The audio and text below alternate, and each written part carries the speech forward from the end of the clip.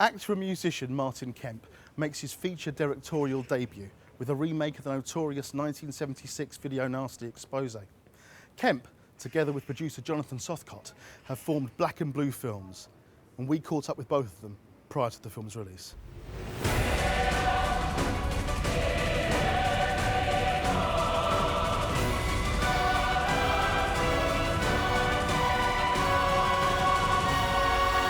This is an old house. And old houses have lots of secrets.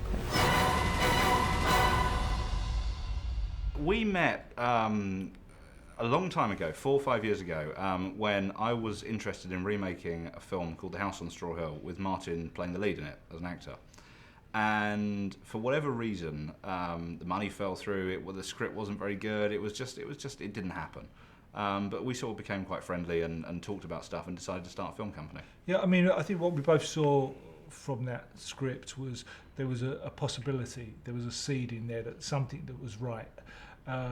For me, the script wasn't right, but the idea was. And so rather than just letting it go and moving on to the next project, we both said, what can we do with that idea? And it was from there, really, wasn't it? Yeah. That we stuck together and we kind of set us on a way. I think what we want to do with Black and Blue really is become a conveyor belt. We want to make high quality, low budget, independent films. Really the model that I'm trying to rip off is Hammer. Next year I hope we're going to be making 6 crime, horror, comedy movies that will sell all around the world, not just for domestic. We're trying to do stuff that isn't just Brit-centric, which a lot of people do. And make stuff that's fun, aren't we? Yeah, I mean, we've had a funny couple of years, to be honest, because all around us are production companies closing down, not being able to get any money from anywhere, and everybody's moaning about the credit crunch. And we've had possibly the best 2 years we've ever had. We've got Just for the Record, we've got Expose. We made Karma Magnet, yeah. And we're in talks with another couple of films coming up. And so things are going right for us. It's in amongst all this chaos of credit crunch, things are going right for Black and Blue, which is kind of strange. Expose, or The House on Straw Hill, is a film that I happen to own the rights to. There's a kind of received wisdom, I don't know how much truth there is in it, that making something based on a property, whether it's a book, a film, a TV show, whatever, is better than making something original. I actually don't agree with that really, but there is this view that it has a commercial worth. So we had it, and what Martin did with the script was to make something complete. It was a jumping off point, really. It wasn't a remake, really. It's kind of reimagining, isn't it? I hate that word, but it's a reimagining. Well, I think what we had was the premise and we had the kind of outlines, but what I always felt that the script lacked was kind of colouring in. The story within the boundaries wasn't right. So we took the boundaries of the idea of a girl who comes up against the writer's block. She needs to go away off into the country to kind of find herself again so she can carry on writing. We took that idea, and within that idea we wrote a completely new story. So we kind of turned it into much more of the original was kind of more kind of sexual tension based movie, wasn't it? We've turned it into more of a horror stroke thriller. It's almost sort of soft core, wasn't it? The original one. It's a bit porny. It was a bit, sleazy, I suppose is the word. Which is why it's still banned, right? Yeah, exactly. And it is still banned. It's the only British film still banned in this country on video. Probably because it's so bad rather than anything else. I mean, let's be honest. But yeah, so that's why. The hardest thing is in any film is to tell the story. It's not about photography and how you're going to shoot it. It's about telling the story and pacing that story right. For me, the hardest challenge and the thing I learnt the most on was how to do that through Expose. I've seen lots of my friends who do their first features, and that's where they fall down on. It's never the acting or the photography, it's telling the story. It's fantastic for me because, I've grown up in media. Right, music and photography, all those things that you love doing, drama, everything, and directing a feature kind of brings them all together and lets you put your toe in the water of all of your favourite hobbies, and see what comes out. You know, if I'd have known that getting to talk to you was going to be as pleasant as this, well, it would have saved me an awful lot of stress, I tell you. The original expose is a film about a writer who has writer's block, writing his second novel, holes up in a house in the country, a secretary turns up, and people start dying. And I think it's her husband, he stole the book off or something, and she's turned up for revenge. And what we came up with was to flip. I had this problem. We had a problem when we were looking at Martin acting in this. We had this casting issue that it's going to take a hell of a secretary to be terrifying to Martin in a house. That just doesn't work.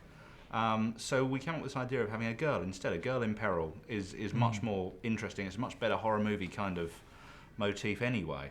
And apart from the fact it's a writer with writer's block in a house, there isn't really any similarity at all, is there? No, not really. But what you get when you put everybody into all your actors into a house is a really good premise for a low budget film, because you don't have all of those extra locations to spend your money on. You can keep everything inside one house.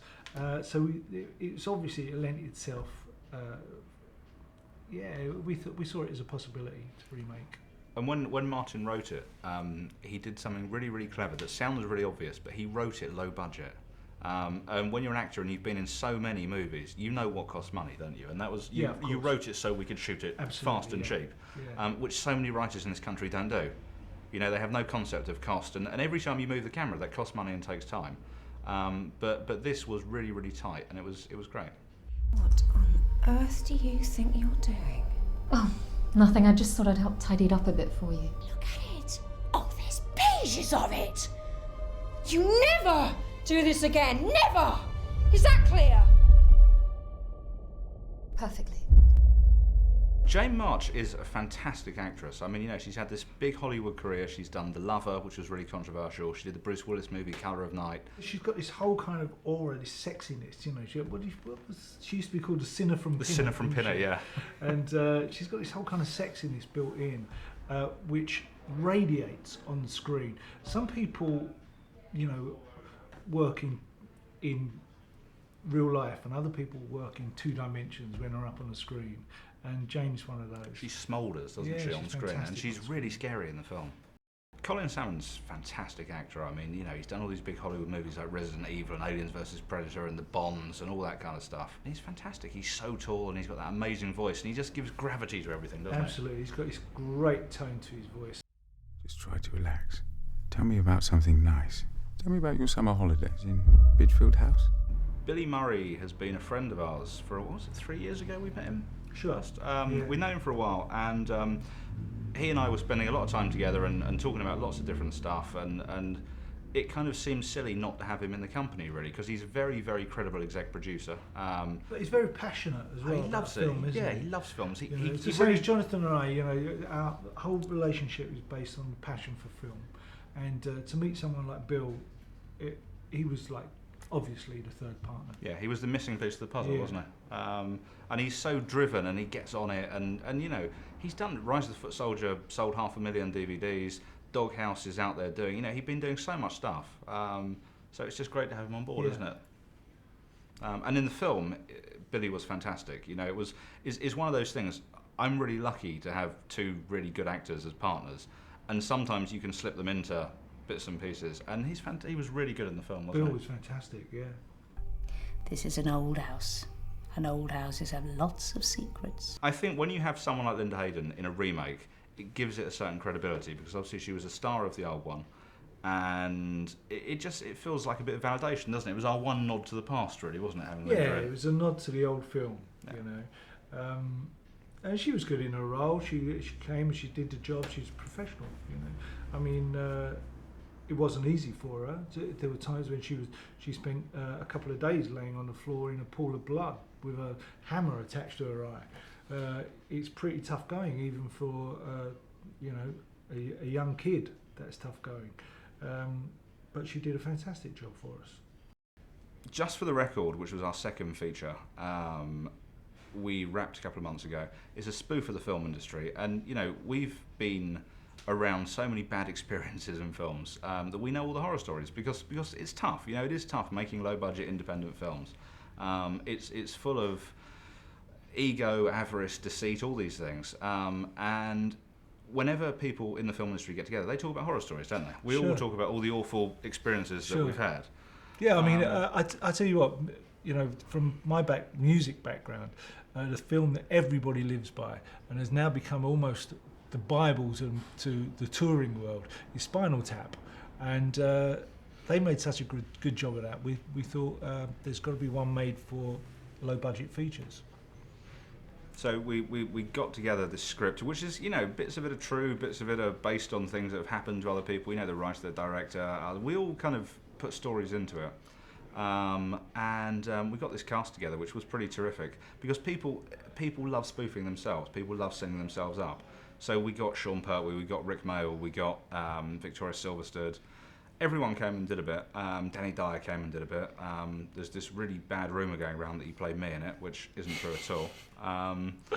And although he keeps telling everyone, which is quite frustrating. But it was a lot of fun. It was a really happy shoot, and it's looking quite good. It's basically a romantic comedy, you know. So the genre must have romance and comedy. Basically, the film has to be romantic, you know. And funny, huh? Basically, yes, well done. I've been watching the film they've been making, and it's absolute shit.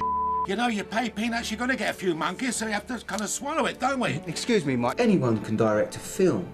Well, not anyone. I create experiences. This wouldn't have happened on Grange Hill.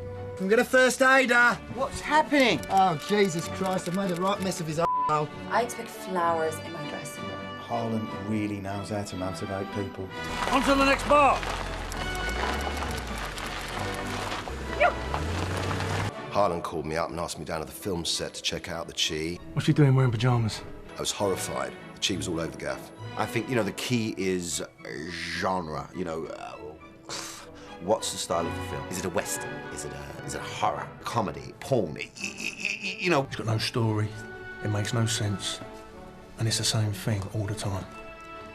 And then when you play it all back, it looks like they're dancing. I thought if everything in the shot was dancing.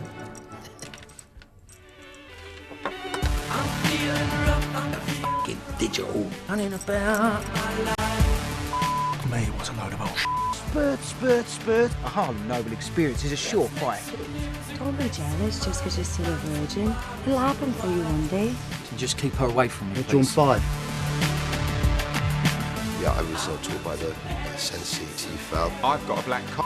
I bled all over her shoes.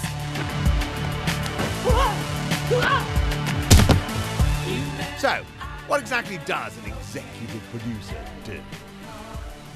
Everything except A&E. I warn you. I strike first like the cobra, I strike hard.